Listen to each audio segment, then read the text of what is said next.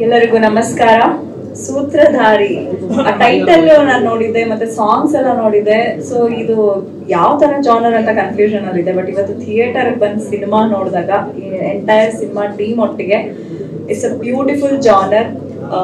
ಹೆಣ್ಮಕ್ಳಿಗೆ ತುಂಬಾ ಧೈರ್ಯನ ತಂದ್ಕೊಂಡ್ಬಿಡುತ್ತೆ. ಯಾಕಂದ್ರೆ ಈ ತರ ನಿಷ್ಠಾವಂತ ಪೊಲೀಸ್ ಅಧಿಕಾರಿಗಳಿದ್ರೆ ಮತ್ತೆ ಪ್ರಪಂಚದಲ್ಲಿ ಆಗುವಂತ ಆಗು ಹೋಗುಗಳ ಬಗ್ಗೆ ತುಂಬಾ ಅವೇರ್ನೆಸ್ ಮೂಡುವಂತ ಒಂದು ಬ್ಯೂಟಿಫುಲ್ ಮೆಸೇಜ್ ಇರ್ತಕ್ಕಂಥ ಸಿನಿಮಾ.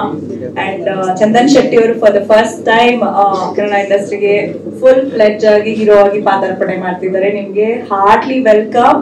ಸೊ ಇಡೀ ಸಿನಿಮಾದ ಆರ್ ಇರ್ಬೋದು, ಮ್ಯೂಸಿಕ್ ಎಲ್ಲಾ ಜವಾಬ್ದಾರಿನೂ ಅವರೇ ವಹಿಸ್ಕೊಂಡಿದ್ದಾರೆ. ನನ್ಗೆ ಕೆಲವು ಸೀನ್ಸ್ ಎಲ್ಲ ನೋಡ್ಬೇಕಾದ್ರೆ ಸಸ್ಪೆನ್ಸ್ ಸೀನ್ಸ್ ನಾನು ಆರನ್ನ ಅನ್ಕೊಳ್ತಾ ಇದ್ದೆ ಚಂದನ್ ಅವರೇ ಮಾಡಿರ್ತಾರ ಅಂತ. But he clarified that he only did. Apoorva looks beautiful. ಸಿನಿಮಾಗೆ ಒಂದು 2 hours ಒಬ್ಬ ಆಡಿಯನ್ ಆಗಿ ಬಂದ್ ಕುತ್ಕೊಂಡು ನೋಡಿದ್ರೆ ಸ್ಟಾರ್ಟಿಂಗ್ ಓಪನಿಂಗು ಕೂಡ ಕಾಮಿಡಿಯಾಗಿ ತುಂಬಾ ಅದ್ಭುತವಾಗಿ ಆ ಮ್ಯಾನರಿಸಮ್ ನ ಕ್ಯಾರಿ ಮಾಡಿದ್ದಾರೆ. ಹೋಗ್ತಾ ಹೋಗ್ತಾ ಸಸ್ಪೆನ್ಸ್ ಹಾಗೆ ಕ್ಯಾರಿ ಔಟ್ ಮಾಡ್ತಾ ಹೋಗುತ್ತೆ. ನನಗೆ ಕ್ಲೈಮ್ಯಾಕ್ಸ್ ಅಲ್ಲಿ ಒಂದು ಲಾಸ್ಟ್ 20 minutes ಅಂದ್ರೆ ಹೇಗ್ ಹೋಯ್ತು ಅಂತಾನೆ ಗೊತ್ತಾಗ್ಲಿಲ್ಲ, ಅಷ್ಟು ಕ್ವಿಕ್ ಆಗಿ ಸಿನಿಮಾ ಹೋಗುತ್ತೆ. ನವರಸನ್ಗೆ all the best and Kiran ಅವರ ಮೊದಲನೇ ಒಂದು ಪ್ರಯತ್ನಕ್ಕೆ ಆಲ್ ದ ಬೆಸ್ಟ್.